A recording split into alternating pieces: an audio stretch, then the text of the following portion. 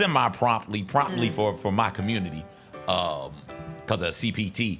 That parade comes marching through sometime between 9:30 and 10, and I'm telling you, by about 9:15, after my fourth drink, I was through. So how that happened is still beyond me. But nothing like gin and juice in the morning, boy. Got the gin, got the orange juice going. Get to see everybody. I'm excited to see Alcorn State's band. That's a band that's really, really good. I hadn't got a chance to see them up close and personal. The Human Jukebox, I do believe, is what they are called. And so getting to see them, yeah, it'll be good. So I'll have me a couple of libations in the morning. A libation? A libation. I love a libation. Yes. What was the song? The song was Leanin' On, a Travelin' Song by Billy Strings. It was what? Leanin' On, a Travelin' Song. It's going nowhere.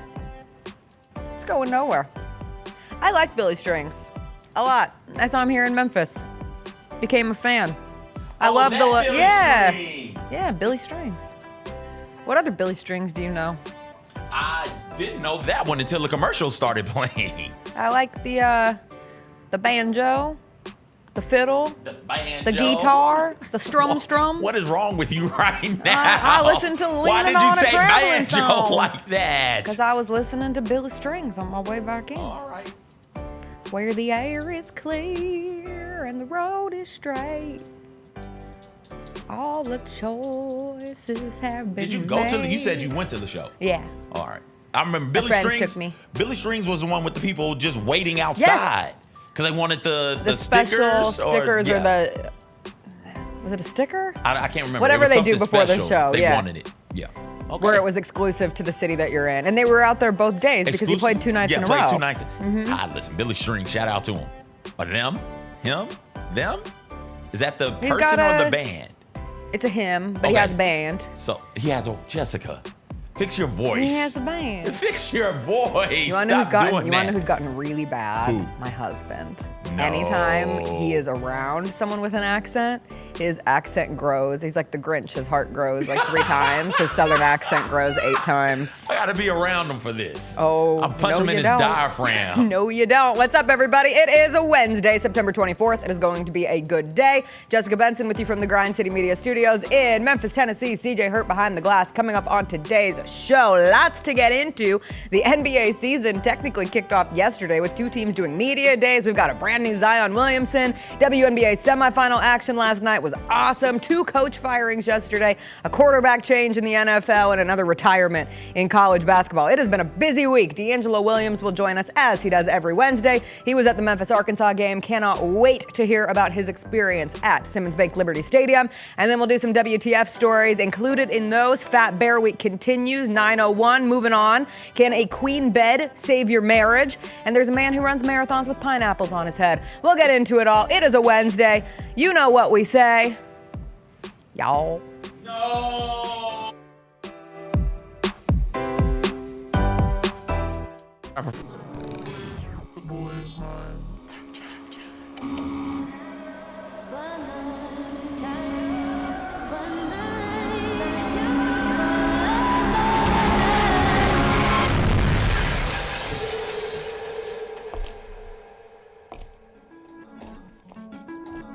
You ready? I've been ready. What are we waiting for? That boy is mine. Grizzlies fans know it's the team that gives you the edge. Big River Steel does too. And much like the Grizzlies have recruited legendary talent, we want you to be part of our team. Are you ready to be part of something legendary? Then visit www.bigriversteel.com. That's www.bigriversteel.com.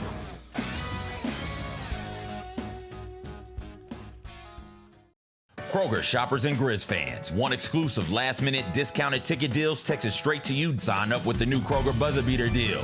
Fans can sign up by texting Grizz to 636-479 or visit your local Kroger store in the Delta Division and scan the QR code. By signing up, you agree to receive recurring automated promotional and personalized marketing text messages from the Memphis Grizzlies. Consent is not a condition of any purchase.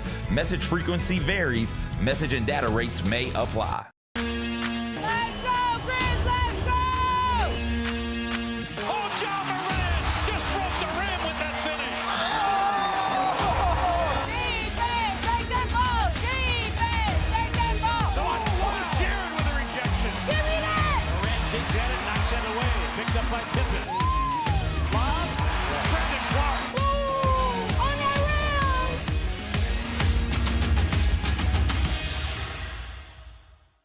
Sonic Radio. Welcome back to Sonic RNDIO. That spells radio with me, the CIO. This just in, the new Sonic $1.99 menu lets you build a crave-worthy meal for just $1.99 an item, whether that's a creamy shake, crispy tots, or a quarter-pound double cheeseburger. This just out. Ostriches. They're mean, not very cute, and in my opinion, way too big for a bird. Don't miss the Sonic Fun 99 menu. 5 items, always $1.99. Live free, eat Sonic. Tax not included. See menu for details.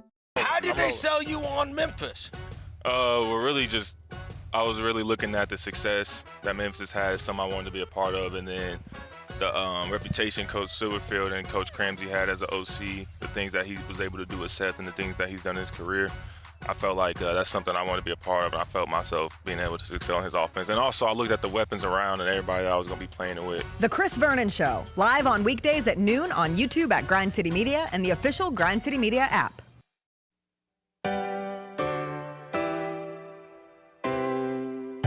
Feels great to feel the sunshine. Gotta own the day like it's all mine. Just got paid in his own time. Been working hard, I've been on the grind. I deserve this feeling, having my way. I've been on this healing. This is my day. The sun's out, let's have a little fun now. I wanna let it all out. That's what it's all about. Cause I deserve this feeling, have it my way. I deserve this healing. This is my day. Grind City Media presents The Jessica Benson Show with CJ Hurt. Live from the Grind City Media Studios on YouTube at Grind City Media and the official Grind City Media app.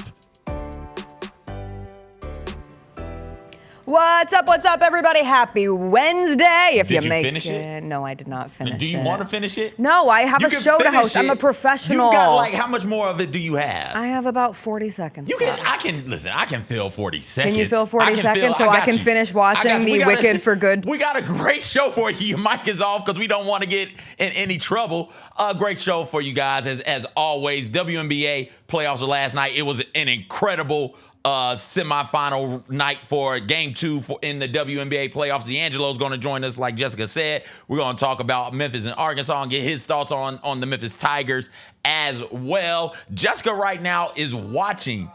It was a bad idea to watch. Jessica's been the star. Put it on Jessica. She's crying. She's Stop. gonna cry. I am not crying. Keep it on her. How did it make you feel emotionally? Your eyes are glossy. They're glazy. Like that tear's coming. This is the second time I've cried. Look at her. Keep it on her. So embarrassing. Keep it on her. Don't let her escape Beautiful. this moment. For Good will change lives. What made you start crying? You were fine. Because they You were started singing For fine. Good, and it's a beautiful song, and it's about friendship, and I miss my friends.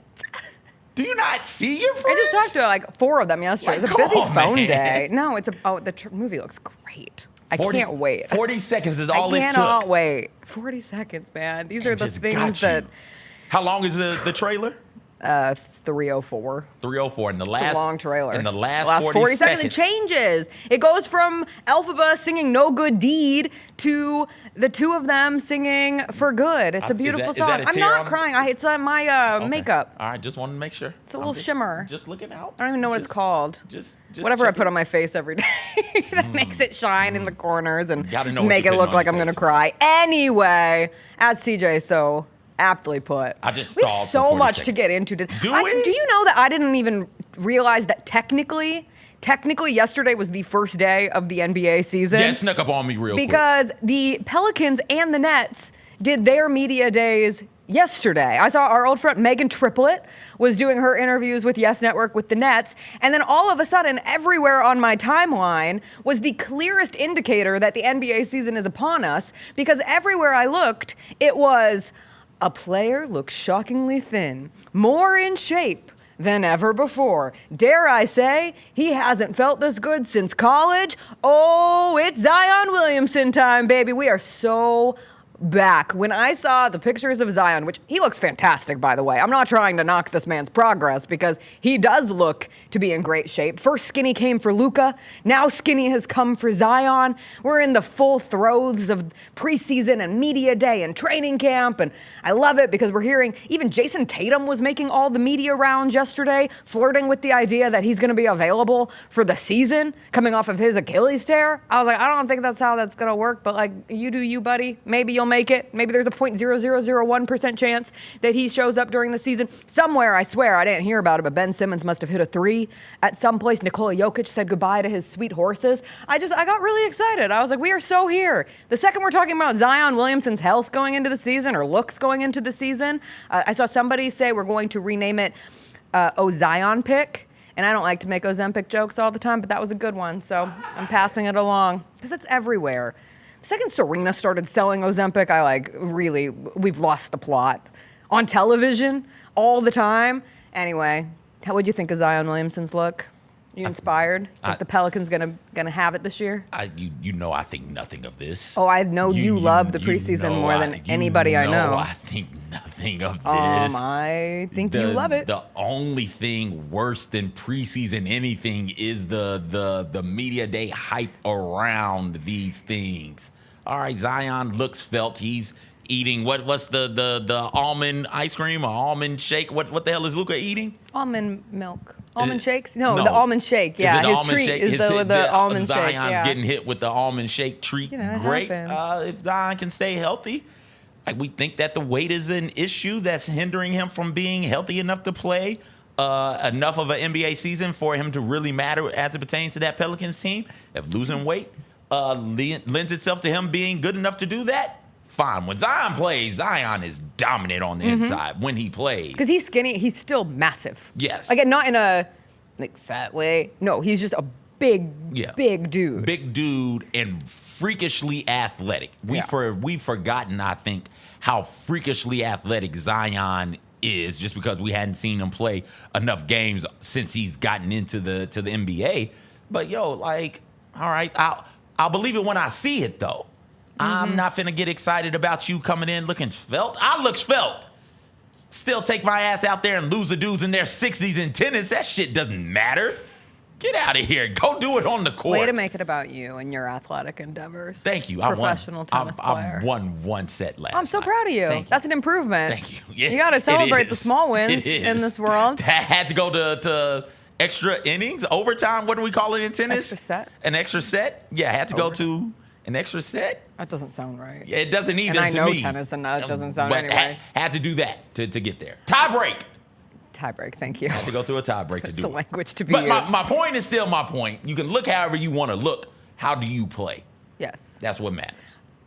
But we also get preseason lists. And as we discussed yesterday, Zach Edey popped up at number 88 on ESPN's top 100 list going into the season. And it is just a preseason list, but they do exist, and it is a ranking system, and people do look at it and read it. And we wondered where any Grizzlies players would fall in the 50 to 11 range, which was dropped this morning. Yesterday they did the 100 to 51. Tomorrow they will do the top 10.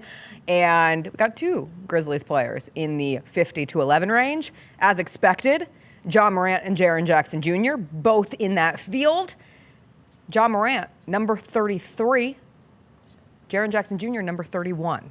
And last year, Jaren was 55 and Ja was 20. So Ja falls 13 spots to 33. And in the write-up for it, they said, and it was written by Grizzlies fan favorite Tim McMahon, Morant will probably perceive this ranking as a slight, but he hasn't been an all-star since the 2022-2023 season, has been a part of only one playoff series win in his career. Morant's points per games and field goal percentage last season were his lowest since his second year in the NBA. In fairness, Morant played most of the season in an offensive system that didn't cater to his strengths. It shouldn't be a surprise if Morant has a bounce-back season with Tomas Isolo, who was known for his creative pick-and-roll schemes in Europe in his first full year as Memphis's head coach. And then Jaren Jackson Jr. coming in at 31. And they called him the Grizzlies' offensive makeover last season. Suited Jackson, who emerged as an efficient number one option during John Morant's frequent absences after his efficiency faded under the weight of a career-high usage rate during the lost 2023-2024 Grizzlies campaign. It bounced back last season as Jackson averaged a career-high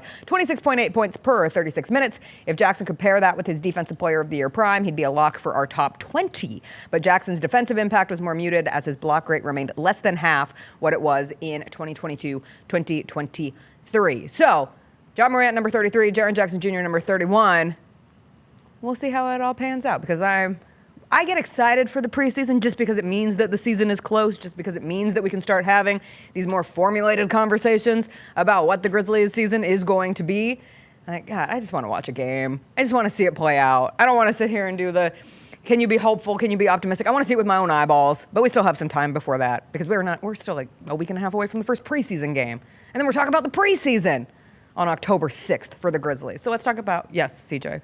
According to them. Saw you open your mouth. According to them, it would seem like Jaren is the most important player on the Grizzlies, or the best player on the Grizzlies. However you want, a valuable player on the Grizzlies, which is odd because I think most people up to this point have said, "Oh no, it's Ja. This is Ja's thing, and everything needs to run through him."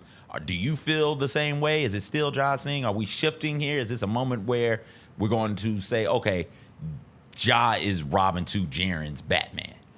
No, I've always put it from the standpoint of, unless I think Ja would say that, and he has said that in a way in the past in calling Jaren the franchise and taking some of the like forward-facingness of being like the face of the team and trying to either share that with Jaren or put some of that on Jaren Jackson Jr. But for me, the abilities of the Grizzlies, the ceiling of the Grizzlies rises with the availability and the impact of Ja Morant.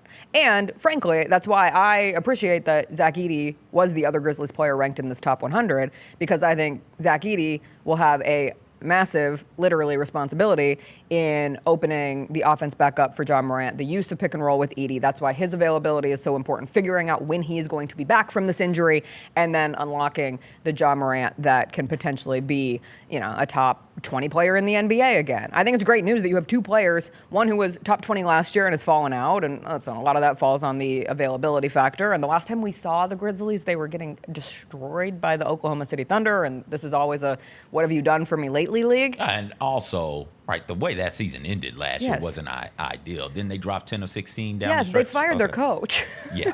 Like in either late March or early April, or I forget what the exact date was, but when you're firing your coach that late into the season, things are not going as planned in your season as a team. But I think there is like genuine optimism, genuine hope that Ja and Jaren can be one of the best duos in the NBA. So to kind of punt back to your question, maybe the best world is when you are having the conversation of who is more important to the Grizzlies. Because if you can make a case for both, that means you're in a position where you can have two number one options. And that always is a better situation than having a clear 1-2 sometimes. So do you think of them now, the Grizzlies, now that Bane is gone? Everybody, I think we're still stuck on the top three, the big three for teams, and maybe not three superstars like it was with Pierce, Garnett, and Ray Allen. But every team has like a really good three. Fine starting five, but these three players make things go. Are you thinking of the Grizzlies' big three or top three as in the same way that ESPN is right now? Edey, Jaren, and Ja? I'm thinking of it as a top two. Okay. But with the importance of... And a rotating Edey. third? Yeah. I think that's a fair way Edey can to get put up it. in there. Santi. Yeah. I'm And Jacob said it well in the chat, too. Like, Jaren has undoubtedly been the more impactful player for the last two seasons. And the number of times, even when Ja Morant is playing at his best, the understanding that Jaren's availability and what he provides both on the defensive end and from we used to call them the unicorn-style player on the offensive end for his size is invaluable. And there's nothing else that can replace him on the team. And I'm not saying there's anything else that can replace Ja Morant either. He is a one-of-one athlete in terms of the vision that he has, the shot-making abilities that he has, getting to the rim, getting in the air, what we see from him. You never know what you're going to see any given night. But yeah, I think it's an exciting time that both of them are perceived, and I'm sure maybe in Ja's case, perceived a little lower than you would want going into this season, but put the chip on the shoulder and then get on the court and prove it and come back out and show that this Grizzlies team is one to watch in the West this year. I know you hate the preseason, so we can talk about the postseason, which is the WNBA semifinals. The best season of everything is the postseason. It is. Did you watch the Mercury Lynx game last night? I told you I was out there. Oh, you were playing tennis. So I walk in right as, why am I blanking on the three? Sammy Whitcomb? I'm right as that Whitcomb three goes Okay, can we in. talk about that three? Because that was, first, let me set the stage for people who did not watch Lynx Mercury. The Mercury were down 20 points with 6 minutes left in the third quarter. Down 20 on the road to the undoubtedly number one team in the WNBA all season long. And they claw back. They're down 3 with 15 seconds left. And this is where you see an opportunity, and we have the video of it from last night, as the Mercury end up having the ball. Sammy Whitcomb is going to end up with the ball. Maybe we don't have the video. Let me, here we go. All right, Sammy Whitcomb puts the shot up, Courtney Williams in the face. That's an air ball. Maybe Williams touched a bit of it. I don't think so. It looked like a whiff. But they get it back to Whitcomb, and she takes it again, and she makes it. And to not let the air ball phase you in that scenario is a pretty impressive shot from Sammy Whitcomb. And they go on to outscore the Lynx 10-4 in overtime, complete the third largest comeback in WNBA playoff history, tied for the largest road comeback in WNBA playoff history. But there were a lot of big shots for that Mercury team last night. I will remember that. I gained a lot of respect for Sammy Whitcomb in that moment, because to go from all the pressure in the world, missing it that badly, you get the offensive rebound. The Mercury had 9 offensive boards in the game. They really turned up the rebounding efforts late to get that comeback. And to get the board, to get it back to Sammy, and to have the no hesitation. I'm going to take the shot. I just had a really embarrassing one like 5 seconds ago, and I'm going to take the shot. Sends it to overtime. It was spectacular. I walked in as the ball was being grabbed underneath the rim. Well, I walk in and turn the TV on in that moment. And so see it kicked out, CAT, get it back to her, see a shot fake and take the shot. So I missed that part leading up to it until I saw the replays. It's like, oh my gosh, the ovaries on that player to go out there and take that shot ovaries. After, like you said, missing the first one, airballing the first one, and still with the game on the line, stepping into it, and the trust that AT and the rest of the Mercury have in her to go out there and knock down that shot, given the fact she just airballed it, huge. And then in overtime, it was just all Mercury from that point forward. And it's hard to slow them down if you don't have a way of limiting what Alyssa Thomas can do. Because they're just, all they are doing is giving her the ball and say, hey, go create something for somebody, please. Please do a dribble handoff, or make a good pass that leads to an assist, or hell, you just give us the assist. There was a play later in the overtime period. The Lynx had just scored, so they had went scoreless for most of the overtime period. They had just scored, and it was okay. Here we go. They get a stop here, and they get another bucket. It's now a 1-possession game, and then we're right back to square one, damn near. And AT says, all right, here I am. I'm at the top of the key. I'm going to do a handoff. No, I'm not. I'm going to slip the handoff and get downhill and get to the rim. She ends up getting fouled. Not a great free throw shooter by any stretch of the imagination, but she steps to the line and confidently knocks down 2 shots. Like, she's just a gamer. She's just a big play player. She's just somebody who can win you games based off her sheer will, intensity, and desire to go out there and be one of the best players in the W. Watching her go to work from overtime on was really enjoyable. I am drenched, by the way, to my socks, like noticeably wet from tennis. I can't sit down on the couch because the wife won't let me sit on the couch when I'm this way, but I don't want to leave and go change clothes, take a shower, because I want to watch this game and see how it all transpires. So what's the Dalmatian puppy from 101 Dalmatians? The one who's always up on the TV. I was that one. I'm going to figure it out. I was that. Is it Pugsley? Is it Pugsley? I don't know. I'll figure it out. Figure out the name of one of the 101 Dalmatians. It was Great effort. Wonderful to see AT be able to bounce back and ability to use her own words from the other night. I don't know if you saw the interview. It was the halftime interview in the first game where she was asked about how to make things more difficult for Nafisa Collier. And she said, she's got to guard me too.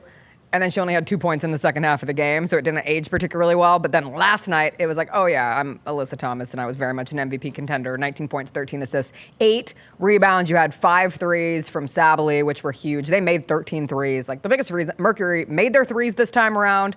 I'm short on saying forced a lot of turnovers because the Lynx also shot themselves in the foot many, many a times. A lot of self-inflicted wounds. From what I read, that third quarter. They just was where looked like they forgot how to play basketball. Apart. 6 straight possessions, I think, with turnovers or something like that. Yeah, and I think it was like a 12-0 run for the Mercury that really kick-started the comeback. Huge implications, though, CJ, of last night's win because the Jonas Brothers had to change their show in Phoenix this weekend because the Mercury have now forced Game 4. Favorite Jonas Brothers song? Year 3000. Okay, all right.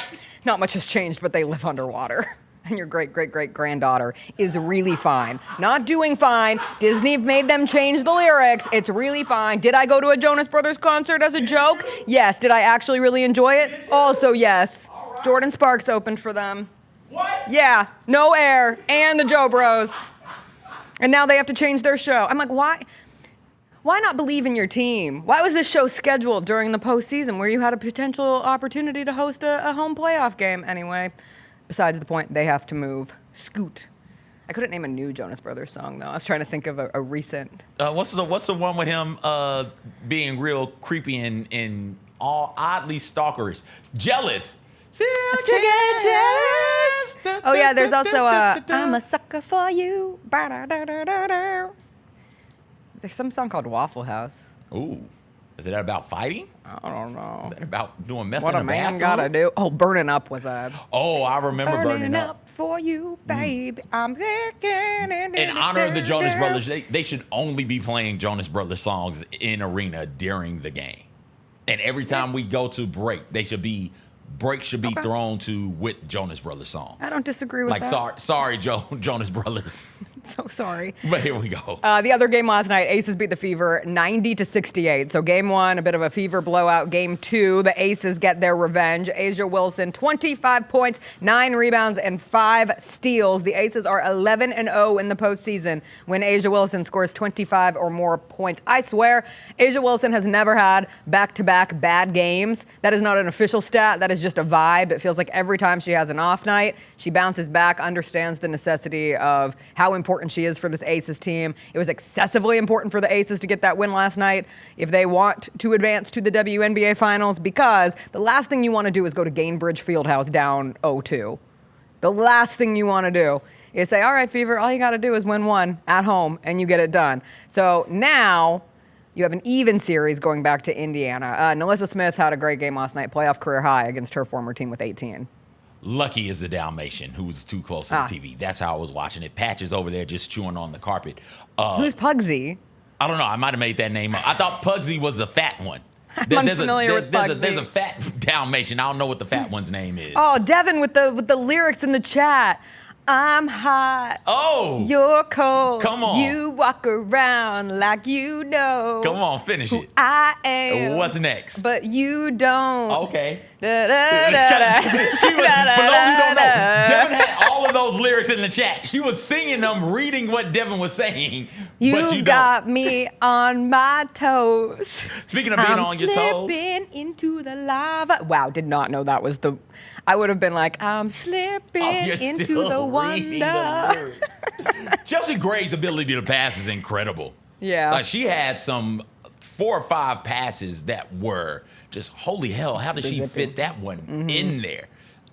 If Nalissa Smith is going to play like that and Gray's going to continue to make passes like that, and the team as a whole and the Aces can get back defensively, that was the other thing. They didn't let them, the Fever, run them off of the court, right? Like, and it's not going to show up necessarily as fast break points, but that secondary action off of pushing the ball up the court on makes or misses. They're so fast doing that. Kelsey Mitchell does such a great job of getting up and down the court. As long as they continue to get back defensively and take away easy opportunities on the secondary break, this Aces team is in a good spot. Yeah, and I saw some angry Fever fans and a frustrated Fever coach about the whistle. Stephanie White said it disrupted their flow when there's a foul call every 10 seconds. The Aces had 22 fouls last night and the Fever had 19. Like, foul calls were not the ultimate problem for the Fever. Their problem was they missed 36 shots and Kelsey Mitchell was 4-14 and 1 of 6 from 3. Like, she is their offensive engine. She had an off night. Nobody else picked up the slack. In terms of bench production, the Aces just killed them. And listen, I get it. A portion of this is because the Fever don't have as many options because they've been dealing with the injury season from hell and still made it to the WNBA semifinals. So I very much look forward to Game 3s, which will happen on Friday night. Aces Fever in Indiana and Lynx Mercury in Phoenix. We'll take a quick break. There was a really surprising firing in the WNBA yesterday, a less surprising firing in college football, and a surprising retirement, I don't know if we'll call it surprising, in college basketball. We'll get into all of that after a quick break. Yeah. You know what I'm talking about?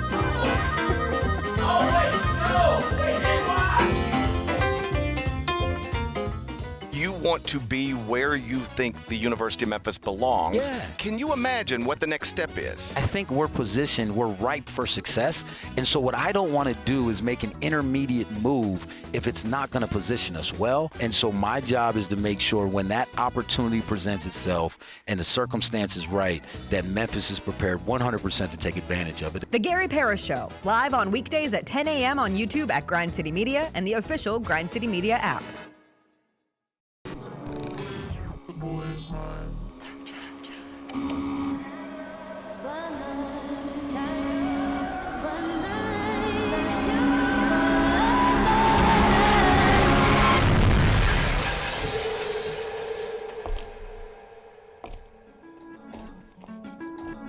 You ready? I've been ready. What are we waiting for?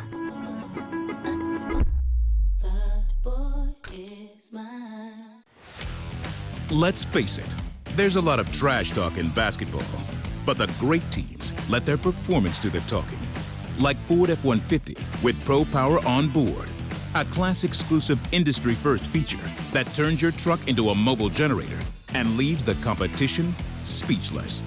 Ford F-150, official truck of the Grizzlies. Greatness starts here at your Mid-South Ford dealer. Class is full-size pickups under 8,500 pounds, GVWR.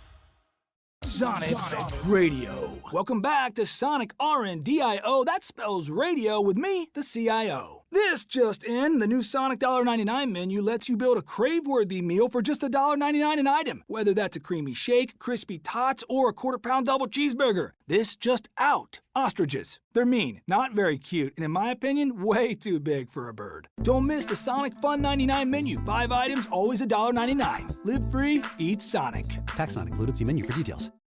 Catch us if you can at Southland Casino Hotel and win your share of up to $1.8 million in free play and prizes. Join us for drawings every Saturday in May, June, and July. Each month, over 900 winners will take home free play or drive off in a new car or motorcycle. Be there for all 6 grand finale drawings and try to catch us if you can, only at Southland Casino Hotel. Must be 21 up. Play responsibly. For help quitting, call 800-522-4700. How did they sell you on Memphis? We're really just, I was really looking at the success that Memphis had, something I wanted to be a part of, and then the reputation Coach Silverfield and Coach Cramsey had as an OC, the things that he was able to do with Seth and the things that he's done in his career. I felt like that's something I wanted to be a part of, and I felt myself being able to excel in his offense. And also, I looked at the weapons around and everybody that I was going to be playing it with. The Chris Vernon Show, live on weekdays at noon on YouTube at Grind City Media and the official Grind City Media app.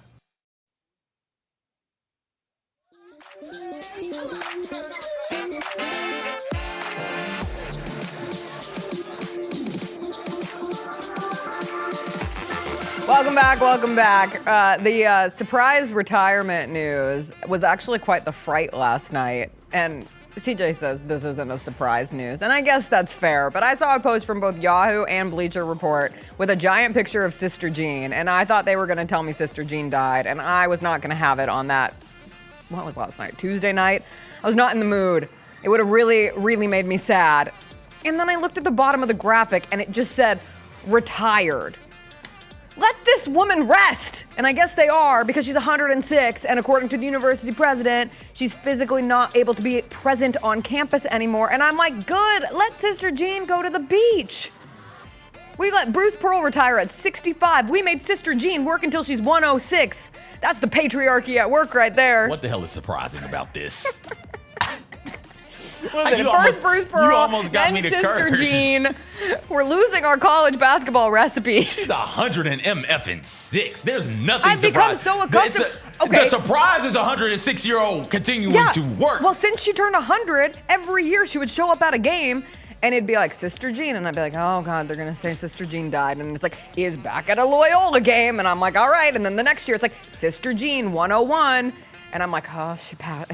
Back at a Loyola game. So she's been doing 100, 101, 102, 103, 104, 105. Now at 106, she finally gets to take a break. What if that graphic said, and this is how you found out, right? What if this is how you found out yesterday? What if it said, Sister Jean, graphic of Sister Jean, raptured? That would have been incredible. The purest of us all. The fact that Sister Jean became a thing and then no one found anything on her. She's a nun, isn't she? Yeah, she's a sister. So yeah, so she's been in the nunnery for how long? Yeah, but not all nuns are created equal. I don't know. I think all nuns are created equal. That nun is one to look out for. Yeah. And I'm glad that she gets a break. That nun has more Final Four appearances than any other nun. I feel confident saying that. She should get into heaven off of that alone. They've got what, 1, 2? How many Final Fours does Loyola have? 1, 2? No, 1. They got. Do they have an Elite Eight also? They went on 2. 16? Didn't they do 2 runs? I'm gonna check that out. I think they went on 2 runs thanks to Sister Jean and her relationship with Jesus. What do you call a nun who retires? I don't know. None your business.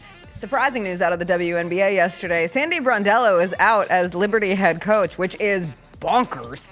She won a title a year ago. She is the winningest coach in Liberty history after just 4 seasons. The Liberty go 27-17 this year. It lost in the first round of the playoffs. Absolutely a disappointment of a season lost. They dealt with a lot of injuries. Every one of their big 3, from Brianna Stewart to Jonquel Jones to Sabrina Ionescu, all missed some time this season.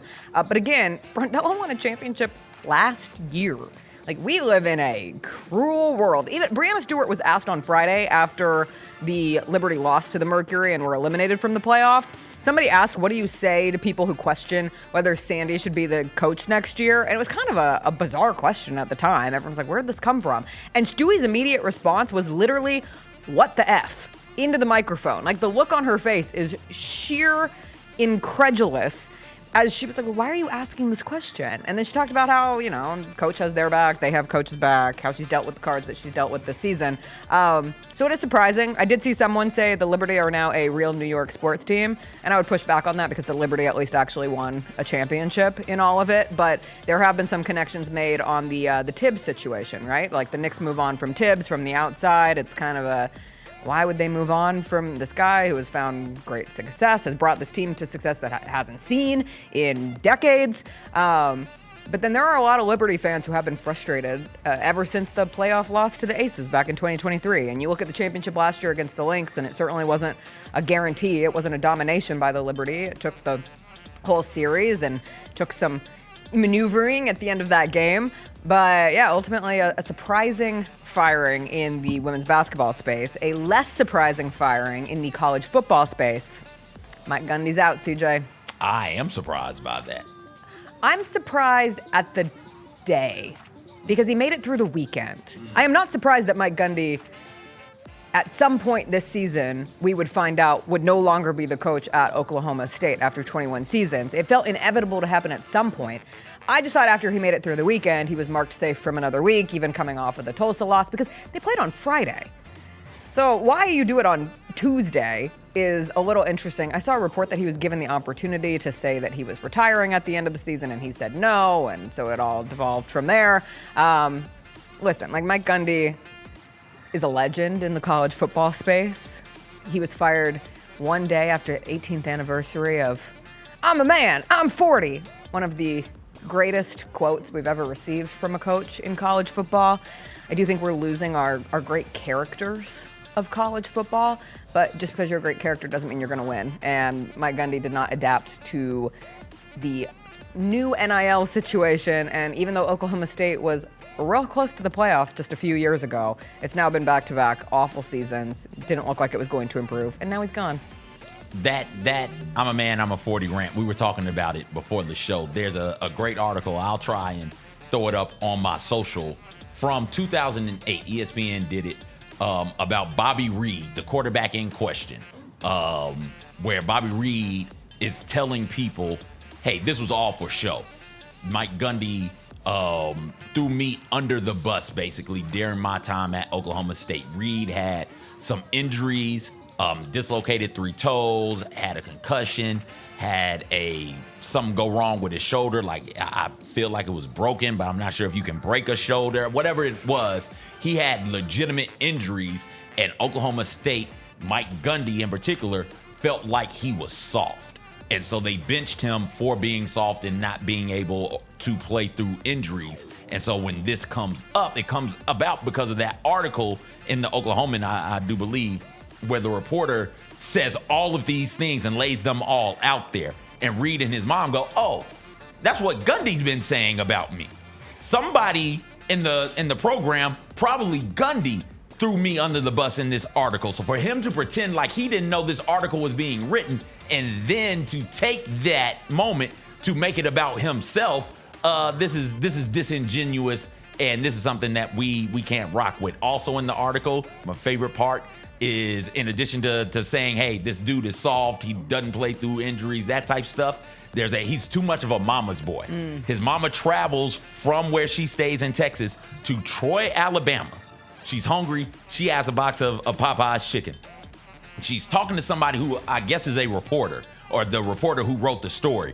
Reed sees his mom, walks over there, grabs a piece of chicken, and goes and sits down on the sidewalk, finishes that piece of chicken. It's Popeye's. He goes back and gets another piece. The reporter puts it in the article and frames it as, he's so soft, he's such a pampered mama's boy. His mama's bringing him chicken to the games afterwards, and his mama's spoon feeding him Popeye's chicken. So, like that, as hilarious as that rant is, let's not make it seem like Gundy was somebody to stand up for players. He was probably just as greedy a college football coach at that level as the rest of them were. Yeah. Good stuff. Does he make your like top 5 craziest characters? Craziest. Just crazy isn't even the best word. Just a character. I think like Mike Leach is close to 101. Mike Leach is certainly there. Les Miles is there walking around eating the grass, and Les Miles will give you some good quotes. Ed Orgeron. Oh yeah, Coach O is on there. I was a big Bo Pelini. Didn't we say Mike Leach? Leach Is my 101. Like Leach is the most obvious. Coach O. You want to know who was kind of low key one? Jim Tressel. Just because of that vest and that I'm holier than thou. Like he was pretension personified. Dabo has a bit of that. Who's another good Kiffin, especially when Kiffin was at Tennessee and USC. And now he tweets. That Kiffin he's under control now. That Kiffin at those two was not under control. He is more under control now. Saban yelled at him on that sideline, and Kiffin has since shut the hell up. Right? Like in person. Yes. He's more controlled now, but yeah, Kiffin can be on there. Jim Harbaugh is one, and I'm not talking about Michigan Jim. talking about Stanford Jim. When Yeah. Stanford was for bad sure. and Jim was getting into it with Pete Carroll and USC. Well, I would say Pete Carroll is another one. An opposite side of that. He was the jumping up and down and, I'm the most enthusiastic man known to mankind, and what a beautiful day to coach football. And those two having the back and forths. We don't have as many of those anymore. I feel like we're shifting. There's a shift changing happening. of the guard right now. Yeah. And gone are all of those coaches that we named. Gone is Gundy now. Yeah. Dabo, I think, because Dabo's won a championship. Gundy might be the best coach Oklahoma State has ever had and will possibly ever have. But he doesn't have a conference championship. He has an abysmal record against their chief rival, Oklahoma. There's no national championship. There's no, correct me if I'm mistaken, there's not many BCS appearances, BCS bowl game appearances, New Year's Six bowl appearances. It's a whole lot of Independence Bowl games for the Mike Gundy. So like he just couldn't save himself. Dabo has a bit more. He'll save himself. I'm trying to think of good characters now. Can we draft? This was a great idea by Xavier. Can we draft all-time sports rants? Are there enough sports rants to draft? I think so. Oh yeah. Okay. Can we do that tomorrow? Why not? Okay, cool. Let me just add one more thing to my plate today. I love doing that to myself, but it sounds fun. Quickly, before we get to DeAngelo Williams, because we are late getting to him, it is Jackson Dart time in New York. The Giants benching Russell Wilson, turning to the rookie out of Ole Miss. Jackson Dart's first start will come against the Chargers defense. And speaking of Jim Harbaugh versus rookie quarterbacks, 8-2, 4-0. With the Chargers. So this really does feel like Brian Daboll's last-ditch effort to save his job. He survived last year despite winning just 3 games. They're 0-3 this year. There was probably no coming back from the end of the Giants-Chiefs game for Russell Wilson. The 3 airmails, the throwing it away on 4th down, even having Jackson Dart come in for a couple plays the last 2 games, he'd get wild cheers from the fans. They'd put Russ back in. He got booed. The writing was on the wall that this was going to happen. I think they wanted to protect their rookie quarterback from having to make that first start against the Chargers, but alas, it will happen this weekend. We'll take a break. DeAngelo Williams was here in Memphis for Memphis, Arkansas. We'll get his take on the game, what it means for the Tigers going forward after a quick break.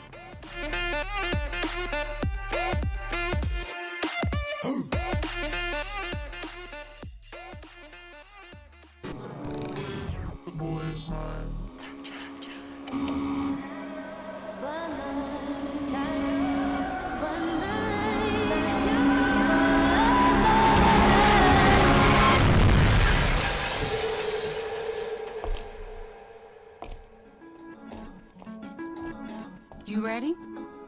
I've been ready. What are we waiting for?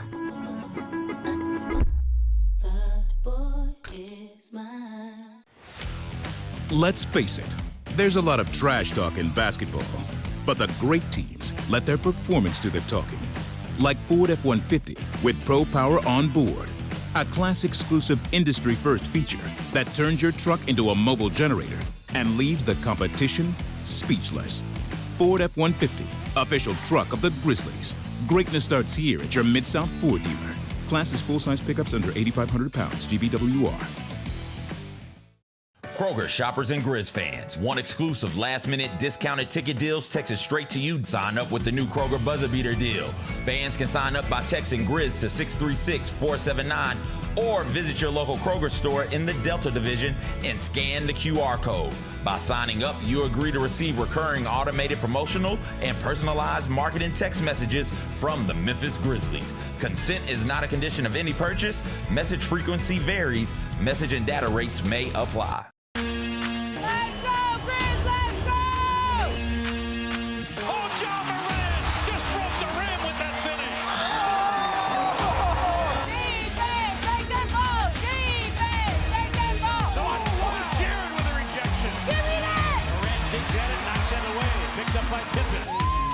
Lob, Brandon Clark. Ooh, on that rim!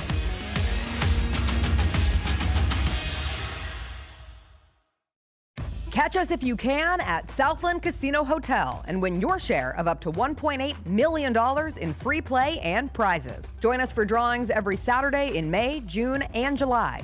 Each month, over 900 winners will take home free play or drive off in a new car or motorcycle.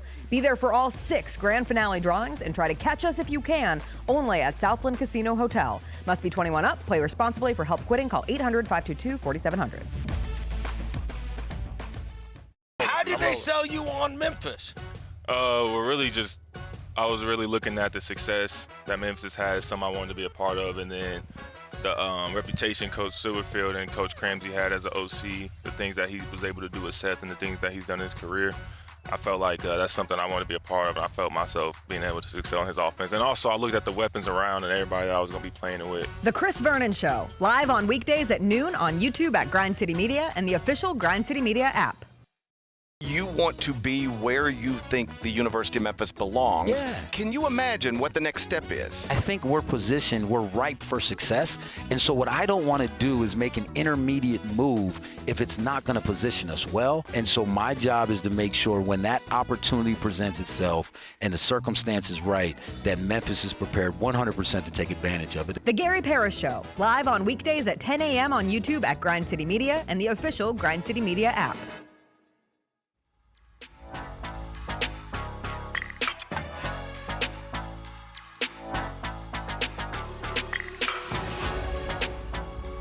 Welcome back. It is Wednesday. That means it's time to catch up with DeAngelo Williams. He was in Memphis for Memphis, Arkansas. He joins us now. DeAngelo, it's good to actually see you. Look, Jessica, I am still looking for you. I was looking for you. No, you wasn't. Yes, I was. It blows my mind. Like, you're one of those friends, and it's cool if you're one of those friends. I just didn't know. I hate I had to find out this way. No, I should have picked up the context clues on the phone. So we're at the game. Everybody's going down on the field just to kind of hang out. Yes. Because we've been there all day throughout a triumphant victory, right? Right. Jessica calls me and she goes, "Hey, I'm in the end zone." And I'm like, "Where at in the end zone?" And she was like, "Wait, I can't believe you answered the phone." That should have been the first clue that she really wasn't expecting to see me. Well, but I didn't. We were having it. opposite experiences. I felt so valued. I felt like our friendship took this new step where your team had just won this massive game. I'm like the annoying little girl calling you from the end zone. Like, I see my friend. He's in the like the official area. I can't get there. So we had missed wavelengths there. Totally disagree. I'm gonna tell the story from my perspective because okay. yours is and a then little I'll tell flawed. the story from my perspective. Yeah, yours is a little flawed. So okay. Jessica goes, "Yeah, I'm in the corner of the end zone." I was like, "Which corner? There's 2." Like, which side? Corner of the end zone. There are 2 end zones. Each have 4 corners. There are 8 corners. Okay. Right. Wait. There was clearly one end zone we were talking about. Okay. I will say this is how I know. This is how I know. You go. CJ, she didn't want to see me, and I go, "Well, which corner of the end zone?" You know what she did, CJ? She repeated what the hell she had just said. "In the corner of the end zone," and I go, "All right, Jessica, I'm gonna come there right now." She said, "Okay, then. I'll see you in a few minutes. Bye." She hung up the phone. And I go, "Damn, it would have been just better. She just said, 'Hey, surprised you answered the phone. Nah, I really don't want to see you. Is but it my if turn? we run into each other, it's cool.'" Wait.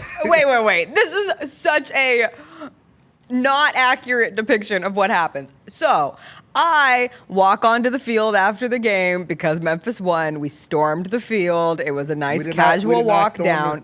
Yeah, we took a stroll. Yeah, we took a nice stroll. We strolled down to the field. It was a sprinkle. Yes. So I'm in the middle of the field. There's some players. Everyone's jumping around. I'm having the time of my life. The players, the last ones who were like straggling on the field, Silverfield's trying to get them to go into the tunnel to celebrate with the team.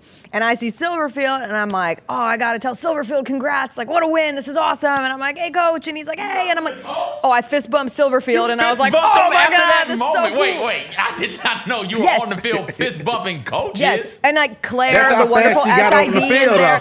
Okay, so at this point, I am not in the corner of the end zone. I am telling you, I am in the center of the end zone because I am watching Silverfield wrangle the final players, and then Chris is with me, and Chris goes, "Hey, there's DeAngelo." And I go, oh my God, DeAngelo!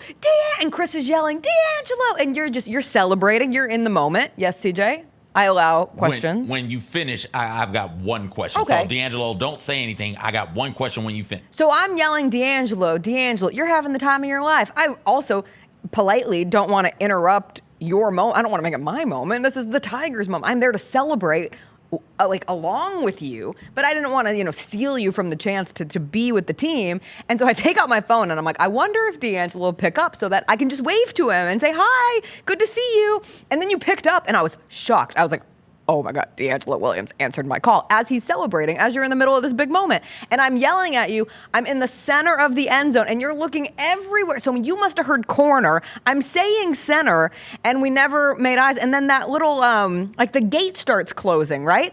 And so here's the funny part that I haven't said on the show. My little journalist mind goes, I got to get in there. And I say, Chris, we'll go to DeAngelo. Like, what? Let's just go. And Chris goes, you don't have a credential. And I go, yeah, but they know me. And Chris goes, we cannot go in the locker room right now. And I go, yeah, but if I just get to DeAngelo. And he was like, no, Jess, we need to go. And that's how I ended up having to leave and not seeing you. So I tried with all my efforts, even to the point where I was going to try to go under that gate with no credential. But alas, here we are, working it out on Wednesday. Okay, I don't need much more explanation than just where is DeAngelo when you see him? You're in the center of the end zone. You see DeAngelo. He's so there's there's a separation between us plebeians and the team and media. So and Ryan is between it. DeAngelo's where the team is. DeAngelo's where the team is. Silverfield, Claire, and other workers from the University of Memphis. There are people who are keeping you from just walking to DeAngelo? Yes. Okay, there we go. Security. No, CJ. This is all after the fact. We're talking about when the phone call was made. It was within 20 seconds. That gate starts coming down. No. When we had that conversation, I was walking down the stadium. You were already in the end zone. I hadn't even made it to the field yet. Are you sure? I am. I promise. So I wasn't going to tell you that you saw another black guy that you thought was me. Well, then that's Chris's fault. Then I'm blaming it on Chris. Then I'm blaming it on Chris. Yes, absolutely. The truth has come out. Wow. You were in front of me. Okay, now I have to call Chris because this is a Chris problem. Hold on. Jessica, I was in the stands when you called me. I'm calling Chris. That's why I was looking around and couldn't find you. He's on his way to work, but we're going to see if he answers the phone call at this moment. I don't know where CJ went. I get it. Christopher. I get it. What? Are you still watching the show? Yes. Okay, can you please provide some clarity as to where DeAngelo was when you saw him on Saturday? DeAngelo was in the tunnel. He was with the players. I was. It was not, you, DeAngelo. I swear. I promise. Listen. I promise you, Jessica. When you called, we saw him on the phone. Yes, we saw you on the phone with me. When I was talking to you, I was coming down the stadium steps. I was coming down the stadium steps. He says he was coming down the stadium steps. No, he was not.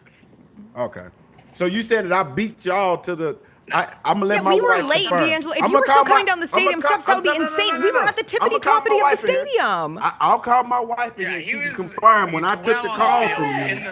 Call her in. Yes, bring her in. Because I got my racism book. I'm ready to write this down and give y'all a racism here. I got the yellow card. Let's go. Go get your wife. We saw you pick up the phone. Oh, my God. I watched you with my eyes. Did Chris get the wrong black? No. Okay. He better not have. He's going in here. I'm telling you, Jessica, I was in the stands walking down to the field because I was like, wait for me. But that doesn't make it doesn't make any sense because we were really late getting down there. Were you back with the team when the gate came down?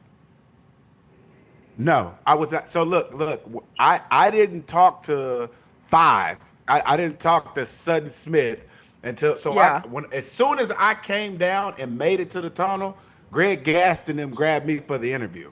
Okay. With Five. Wait, so then you were so you were already on the field. If Greg Gaston was doing an interview with you, then you had to be on the field. Megan is rolling over in her not great right now. Megan has been trying to get the wife on the show this entire time. My wife, this is what she's gets gonna her come on here. She's gonna come on here. When I took the call from you, Jessica, I was walking down the stadium. Yeah, you can go. Your time is done, Because Chris. my wife was like, "Who is that?" And I was like, "It's Jessica." Go ahead, huh? Is this the wife? Hello, Mrs. DeAngelo. Oh my God, this is amazing! Is here on the field, and he was like, "I gotta go find her." I was trying to take a family picture, so we actually didn't even get a family picture on the field because he was going to look for you. So wait. Where was I? So now I've ruined a family photo. When I took the call? We were coming down. We walked down through the what is that? The bleachers. Wow. And then he went, like, when we got down to the field, he went over to the end zone to look for you. I was right there. So how did we not find each other? That's not the point. That's not the damn point now, Jessica. That's not the point. Now it done went to a whole nother level. Also, hi, Mrs. DeAngelo. You're so cute. No. No, I want to talk to her. No. You and your husband should be ashamed of y'all damn self. Write them down at the top of that book. I'm very confused as to how this happened. Every week. We see each other every week. I know you, Jessica. Yes, I know, DeAngelo. You're a pretty you're just another black with no, dreads. I'm kind of I That's what I it don't want to is. say I'm this, just but another you're black. pretty distinguishable at the we know each other fairly well. No.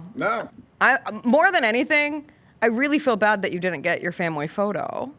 I'm gonna tell you who I feel like. I feel like there's Zebra in Madagascar when we got around all the other which zebras. Zebra? The one that's white with black stripes or black with white stripes? Which one am I, Jessica? And now I don't even know anymore. I feel so lost. I'm so confused.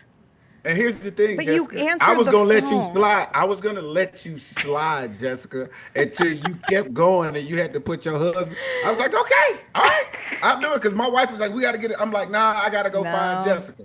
Well, now I'm just sad that we didn't link up in the end zone because we were clearly literally right next to each other.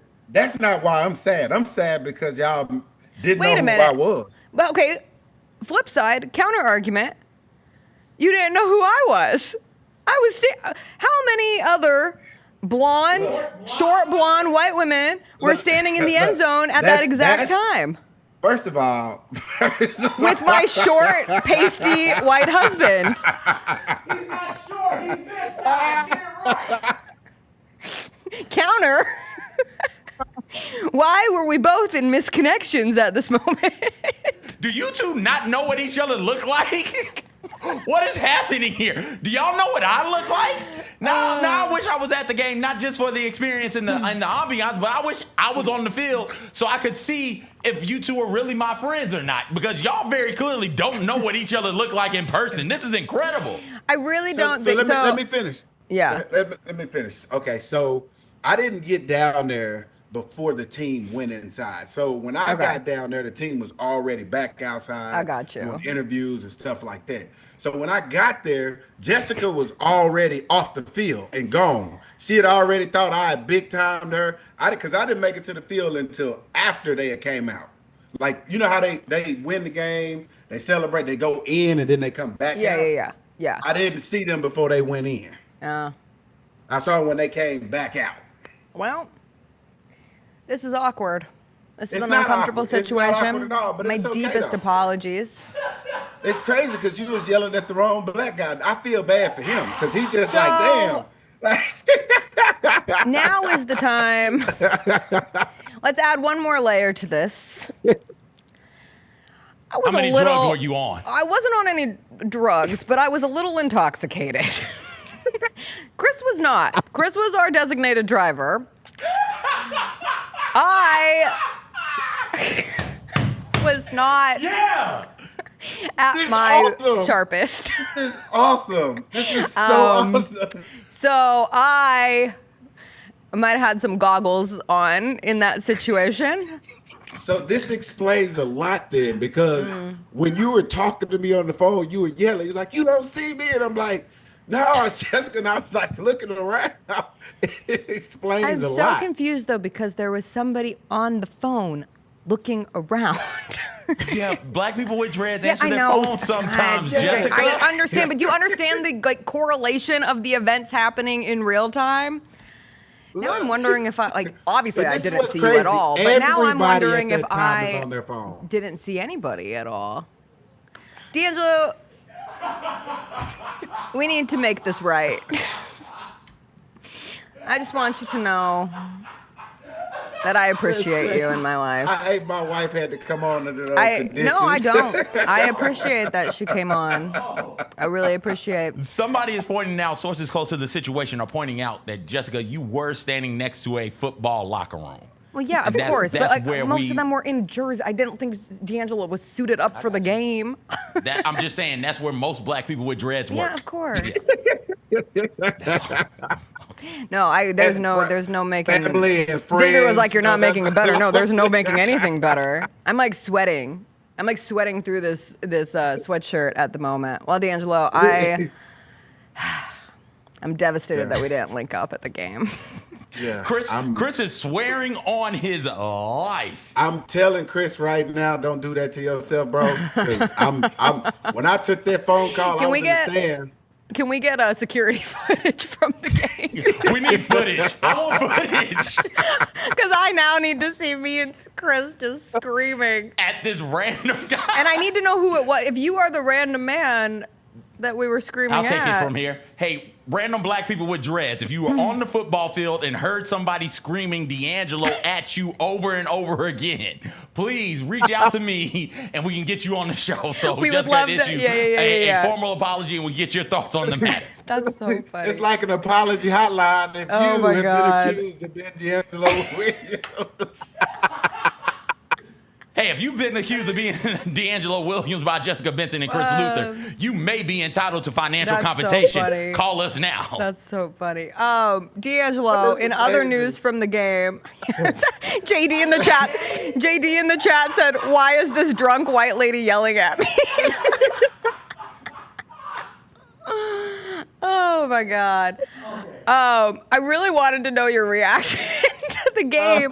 Confusion. So I'm also like confused because I just assumed you were on the field the whole game. I mean, I didn't see you before that. Like, I didn't misidentify you earlier in the day, but you have such clout. I thought you would be down there on the sideline for the whole thing. This is. So I'm gonna tell you what my schedule was to verify that I know for a fact that it was not me. That's fine.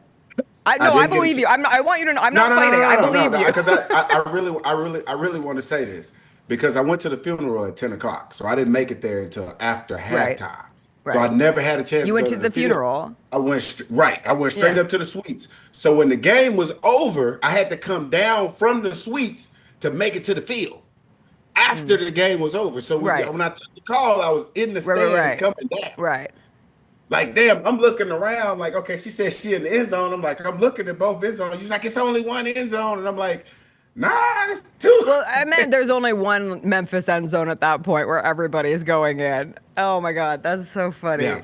Okay, so you were in the suites when everything transpires. So, okay, when you're in the suite, you're far up. So at what point did you realize that Arkansas had fumbled?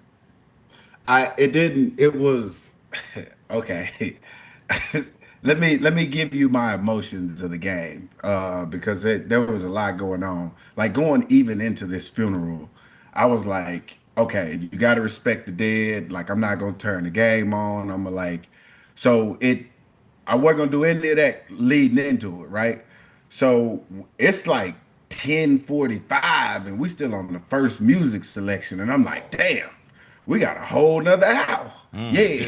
Just for cultural stop right reasons. There. Yes. Okay. Yeah. Yeah. Okay, I got you. Okay. Yeah. Yeah. So I was running a little late. I got there at the end of the third. Okay. That's you got there right in time. You got there right in time for the game. Yeah, they won the game because you got there. Right. It's an hour commute. So on that hour commute, me and my daughter on our way back, like my friends and stuff was calling me and I got the game blasted. And my daughter over there, she's like, I don't even know why they calling you because you can't hear nothing they saying. And I go, well, how do you know? And she goes, because I can't even hear you. You got the game so loud, like it's drowning everything else out. But we went down 18. And when we went down 18, my phone, this is why my phone is ringing like crazy, because I'm down 18. All the Arkansas fans are calling me to brag that we shouldn't even came to Memphis. Y'all could have just, we could have played y'all at War Memorial Stadium. Like, yeah, like we shouldn't even came to y'all place. Like it smelled like barbecue when we crossed the bridge. Like what kind of air freshener is that? Like all stuff like that. You know, that's what I had to deal with when we down 18. We scored right before the end of the half. And I told my daughter, I said, percentage-wise, when a team score at the end of the half, we got a chance of winning this damn game. It's better for us to win this game than them. And she was like, oh, okay, whatever. We started to come back, and I was like, oh. But the fumble, I didn't know the fumble even happened. I was getting ready to, I ain't even going to lie. I was getting ready to cuss one of my friends out because I couldn't tell if he was going for their team or if he was going for our team. So I was getting ready to say something to him, and everybody was cheering and stuff, and I was like, what happened? What happened? So, of course, we all got glued to the TV because from where we were, you couldn't see that the fumble happened. And we was waiting on the refs to make the call, and once they made the call, I made all those calls that I got on my way to the game when we was down 18 to let them know, like, hey, what was that energy at when I was on my way to the game? Where's that energy at now? But nobody answered the phone. It was all voice message. It was like an all-timer, truly. I had missed the feeling of being at a Memphis game where something like that happens, and it felt like for a streak there, those were happening regularly, especially the run-up to the Cotton Bowl year, and you get the wins over Ole Miss, and you get the win over UCLA. And I know there was the game against Mississippi State in 2021, but it had been years, and it just felt so fun for the city to... And not the whole city, but when something like that happens, it feels like the whole city is involved in it. So I had the best time. This in there? Yeah. Can I throw this in there? I'm not excited that we beat a SEC team. That's not where my excitement comes in at. Okay. My excitement comes in at the fact that we were down 18 and we came back and won it, because usually in the past, once a team is down, they're done. Like, not just our team, any team. It didn't used to have to be 18. It could have been 6, and we're like, well, damn, this game's over. Let's go do this and let's do that. But the fact that we came down from 18 down now, every game when we go down, we're like, oh, we got a chance to win this game. Well, and when you have a quarterback who's a gamer, a quarterback who can run, and Brendan Lewis, when you have a running back like Sutton Smith, I mean, like Sutton Smith, that 64-yard run was really impressive. Does he remind you of anyone? I'm gonna tell you what I told when I got interviewed during the game. They was like, he reminds you of me, and I was like, no, he reminds me of Sutton Smith. What I've realized now is, and I didn't have this problem until I went to Carolina. When I went to Carolina, everybody would always compare me to Stephen Davis, and I was like, I don't even have the same running style as Stephen Davis, but they can only compare you to who is the best back for them. And so if that best back for them is me, then now, you know, and I'm like, look, he's not me. Give him his name back. Give him his name back. Give him his name. So he runs like Sutton Smith. He doesn't run like Kenneth Gainwell. He doesn't run like Antonio Gibson. He doesn't run like DeAngelo Williams. He doesn't run like any of us. He runs like Sutton Smith because he's different. If anything, if you wanted to compare him to anybody, I would say Joseph Doss back in the days in terms of body type. But then you got to add speed from another back, and then there's no comparison. Sutton Smith is Sutton Smith, and hopefully when he leaves Memphis, he'll be compared to somebody, or somebody be compared to him. DeAngelo, I think we got to restart the dog walk segment every week, because now just can't lose to an American team. Just got to take your casual dog walks and try to make it to the conference championship game. I'm gonna make sure I wear a hat or something so you can distinguish me from I can't handle it again. I can't handle this failure. It's like an all-time. You don't understand. I'm having a bad week. This really capped it off. This might be my. I thought I reached my low point yesterday. No. I've reached my low point right now. So I'm gonna Was it I'm gonna belligerent, Jessica? reconvene. Was it like uncontrollably like drunk? Like Oh no. I was like slide. No. I was just having a good time. But I'm gonna call you off air. I'm gonna add a layer that's also embarrassing, but we're gonna talk off air. But you just tell your wife I'm so thrilled that she made the debut on this show right now, and we're gonna be better next week. DeAngelo, thank you so much. Good to see you. Good to see you with my own eyes right now, right here in this moment. Bye, DeAngelo. Bye. That was funny. All right, we gotta take a break. We'll come back. We'll do some WTF. I'll put myself on WTF. Yeah. We got that video. I know we do. That's an teaser, exciting video coming up after a quick break.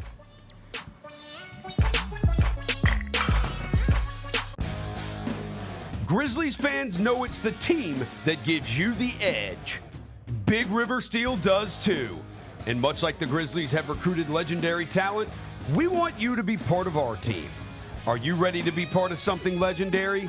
Then visit www.bigriversteel.com. That's www.bigriversteel.com.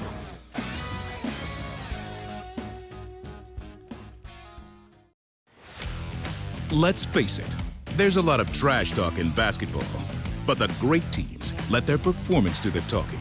Like Ford F-150 with Pro Power on board, a class-exclusive industry-first feature that turns your truck into a mobile generator and leaves the competition speechless. Ford F-150, official truck of the Grizzlies. Greatness starts here at your Mid-South Ford dealer. Class is full-size pickups under 8,500 pounds, GVWR.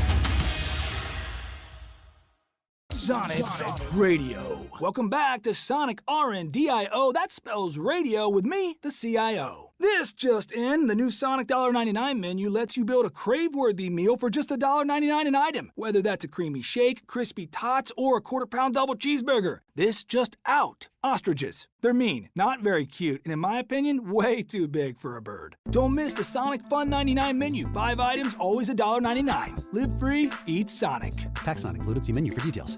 How did they sell you on Memphis? I was really looking at the success that Memphis had, something I wanted to be a part of, and then the reputation Coach Silverfield and Coach Cramsey had as an OC, the things that he was able to do with Seth and the things that he's done in his career.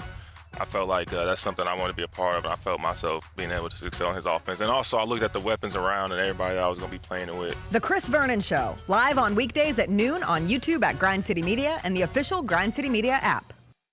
You want to be where you think the University of Memphis belongs. Yeah. Can you imagine what the next step is? I think we're ripe for success.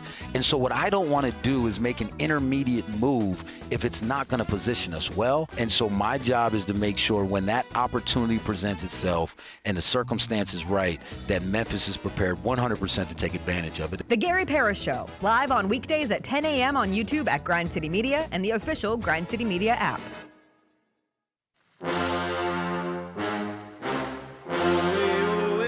Everybody go. Where my people at? 25 seasons ago, another generation changed this city.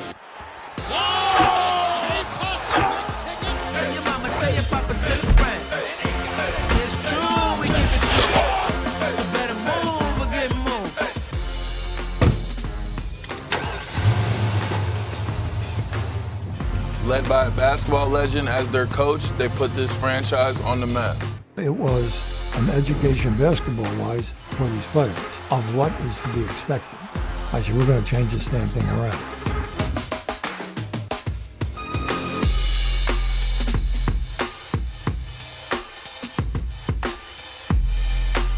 They did it with a style of basketball Memphis would be known for. When I say accountability, that's one. Come on, you got to prove it to a hard-working town. Posey takes it off the glass. They liked the way we were playing. And you know they had that Memphis swag. Jason Williams for the win. Jason. So better move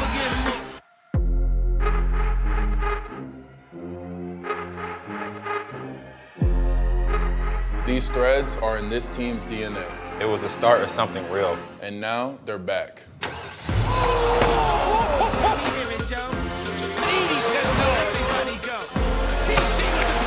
You are accountable to the other 4 guys when you're out there.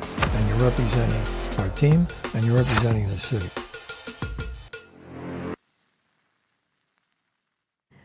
All right, if that doesn't get you ready for the season, I don't know what will. That is for the Grizzlies Classic Edition uniforms, paying tribute to the 30th anniversary season and the team's birthplace in Vancouver, Canada. And then obviously this is year 25 coming up in Memphis. I love these jerseys. They are some of my favorite. I love the teal. I love the throwback. They are a classic for a reason. Let's do some WTF stories before we get in here and in the rest of our Wednesday, where I will try not to further misidentify people in my life. Really is a struggle for me. And I mean that universally. I really struggle with people. I'm not trying to talk my way out of it. People. All people. I've only ever heard you struggle with black dudes, but I'll believe it's you. It's only 2. It was the High School Musical, and I just got the person wrong, okay? They look very different. Corbin Bleu and other High School Musical man are entirely different human beings. But everybody else, boy, do I have a trouble. Okay. I hope the third cry was a cry from a good place. Yeah, it was a laughter cry. The second cry was a cry from all 3 cries today, actually. All 3 were all good. 3 cries have been from a good place today. Yeah. I cried watching Jimmy Kimmel, which was so lame that I cried. I just thought it was he cried. Okay. And when someone else cries right now, I thought he was very sincere in many of the things that he said. And if you haven't watched it, truly, I mean it for everyone. Like I say this often, there's a lot of people who won't watch Jimmy Kimmel and some who couldn't. We could here for now because our Sinclair or Nexstar doesn't own the ABC station. But if the Nexstar Tegna deal goes through, then our ABC station will be owned by Nexstar. And that's your latest in the local news world. But there were many states, like my mom couldn't watch it in Seattle, Portland, Nashville, St. Louis, lots of places you couldn't watch it. But I really think it was in a couple of weeks that have been pretty divisive in this world. I thought it was a pretty unifying message from Jimmy Kimmel. And if you actually went and watched the whole thing and don't just take whatever your source of news clips out of it, because I've already seen that this morning, and a lot of those clippings aren't indicative of the totality of it. But like, he cried twice. And then I cried. And then I cried for the For Good trailer. And then I cried laughing so hard because I misidentified one of the, if not the greatest football players in Memphis history, who I have on my show every week. And yeah, lots of tears. The look on your face when he's like, yo, I was in the stands. I was coming down.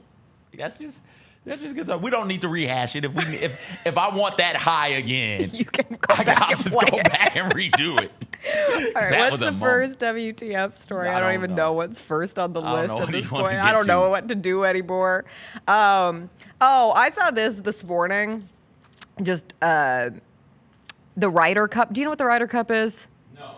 The Ryder Cup is the golf tournament between Team USA and Team Europe. Europe, and they play in Europe? Yeah. Okay. It's this week, and last night was their gala dinner, and this picture has gone viral because you can see that Team USA all wore white sneakers along with open neck shirts, and Team Europe wore ties and dress shoes.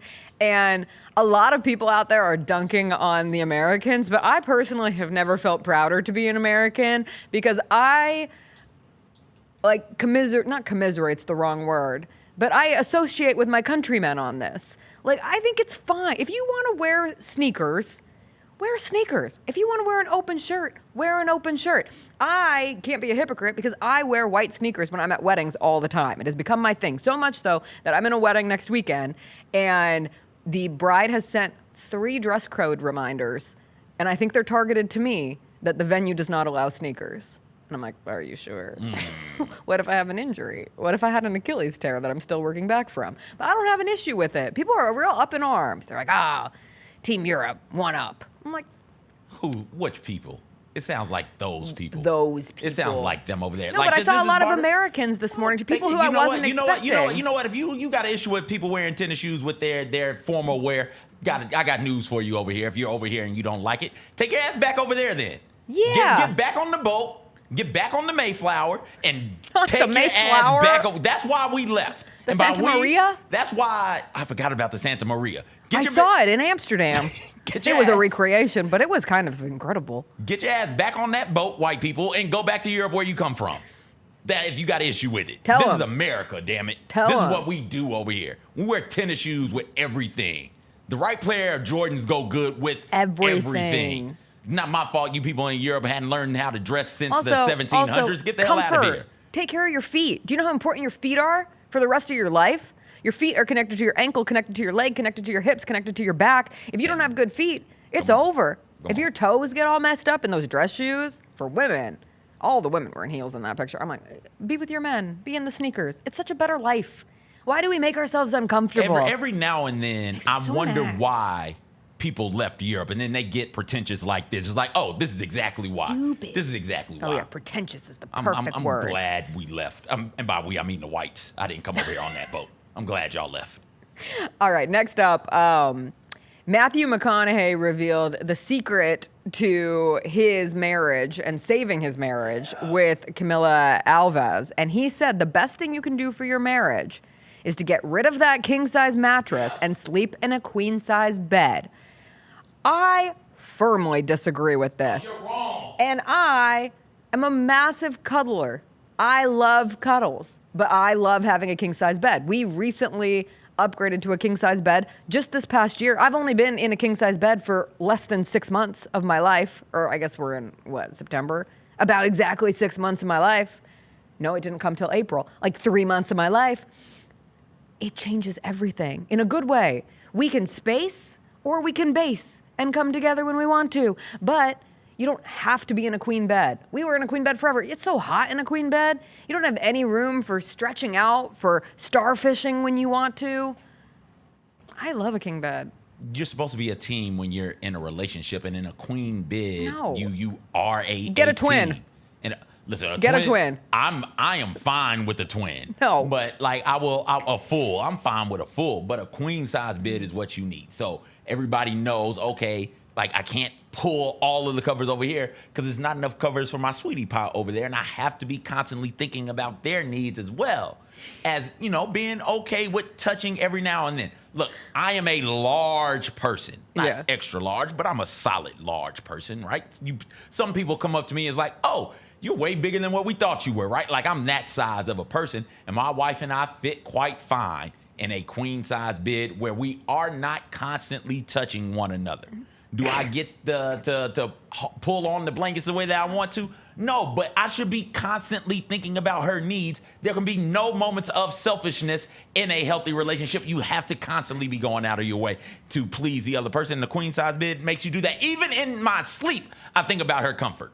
I think people, because there's some people who sleep in different beds, and I can't imagine that because I love sleeping with my teammate. Every now and then I'm fine sleeping in different beds. Okay, everyone in the chat is asking what starfishing is. Chris says I starfish because sometimes I sleep like this with like my arms out and both legs out. CJ's gonna get on the table and attempt to do a starfish. Wow, this is turning into just an all-time show.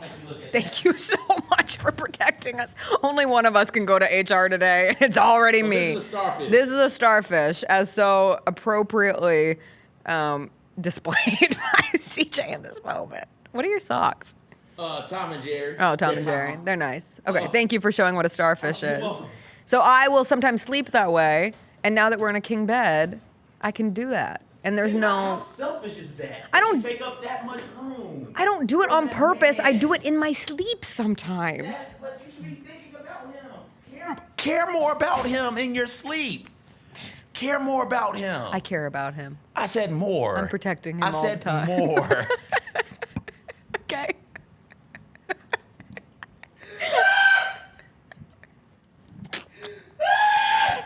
don't even know how much I care about my husband. All right, next. Next. What's the latest in 901 competing in the Fat Bear competition? Oh my God. She won voting. Oh, good. She was in the play-in. Now she advanced out of the play-in. She is in the quarterfinals right now. As you look right Thank there, God. bottom left, she took on Bear 503. She won handily. When I went and voted with my one and only one email account, my one Absolutely. and only one, As one does. no voting irregularities over here. 901 was dominating that matchup. Now 901 gets to take on 32, but that's not until tomorrow, if I recall correctly. Today we got Bear 26 taking on 909 and 856 taking on 99 over there on the other side of the bracket. Let's go 901. What a We big believe in you. matchup. Big matchup. We believe in you, 901. Team 901 forever. Last but not least, a man runs marathons with a pineapple on his head, and he's been doing this for a while, but he's been in the news recently because he competed in the Berlin Marathon. His name is Mosh Litterfein, and he's 68 years old, and he ran at about an 11-minute per mile pace, finishing in 5 hours and 4 minutes and 25 seconds with a pineapple on his head. And then I went to this man's Instagram page. He only has 10.8 thousand followers. I think he deserves more because he continuously runs marathons with pineapples on his head. He also has run with water jugs on his head and watermelons on his head and flower vases on his head. And this is his bit. And I think it's very impressive that he manages to do the whole thing. He only has 200 followers on TikTok. He needs to grow his page. Complex should help him out. Somebody, you've caught the If wave. DeAngelo Williams had a pineapple on his head, I never would have been in this predicament. Listen, I'm trying to move on here. I can't. You know me. I hold on to a joke far too long. No, but this is a good one to hold on to. This is the type of thing that reoccurs on the show from time to time. This is today, that moment, and I'm just gauging by what the chat is saying. That moment will never be forgotten. has taken the number one spot of DeAngelo Do we moment. think? It's taken over the pregnant parking. Like, that's no longer the What best about the DeAngelo. bands? It's way past the bands. The bands is third. Pregnant Parking won. DeAngelo actually showing up to then the bands, and this one has surpassed all of them. This is a new one. Okay. This is the new one. This is good stuff. We will reference this for the rest of the show until we either die or get raptured. Can't wait to tell the story back in like 5 years. Oh, I can't wait to hear it in 20. Man. Can you imagine at the anniversary Do you think party? I'll be invited to DeAngelo's funeral? No. Probably not. Not now. Listen, here's a better question. okay. Here's a better question. You get invited. Do you show up to the right black guy's funeral? I don't know. I don't at this point. I don't know either. Now my biggest thing, like lost in all of this, I've always wanted to be friends with DeAngelo's wife. Like, I think she seems so cool. And now I've ruined a family photo, and I'm just gonna be the little white girl who got her husband confused with somebody else and was in the wrong end zone, and they weren't able to get a family photo on the field. Not even the wrong end zone. He was still in the stands. Not even the wrong end zone. There were two end zones in that world. Oh, while we're here, quick business note. Yo. Lee brought it up in the chat. Our show hasn't been uploading to podcast form the last 2 days, so let the people know who need to upload it to podcast form that it hasn't been there. That is real He's passive one of our aggressive. most loyal, That listeners. is real passive aggressive there, I don't Jessica. know. I think I might be getting That is confused on who real- is in charge of That is uploading the podcast. real passive aggressive. But just if you could let that person know. Yeah, I forget what he looks like. You don't need to do that. Oh, There's no need for that. that's what he looks like. Stop. No. Zoom out, Jacob. Zoom out. There's no need to do this. Not like this. Not with my Slow bosses watching. Not with the PIP meeting I got to go to again today. That's a Wednesday. You don't have a PIP. I do. You have another PIP? I have another one. I'm going to have one too. I'm too busy to have a PIP. Although I bet that is about this situation here. Probably. Yeah, you'd get in trouble for Yeah, it. yeah. So it was me. Like this one seems America. worth it. This one seems worth it. All right, everybody. Thanks for laughing with us today. We'll be back tomorrow. Teresa Walker will join us. Another week at the NFL will be upon us. We'll get into that. We'll be a day closer to Grizzlies Media Day and training camp, and we'll see you then. Bye. I forgot about the moment we all found out we were going to be at the same table. Okay, what other table were you going to be at?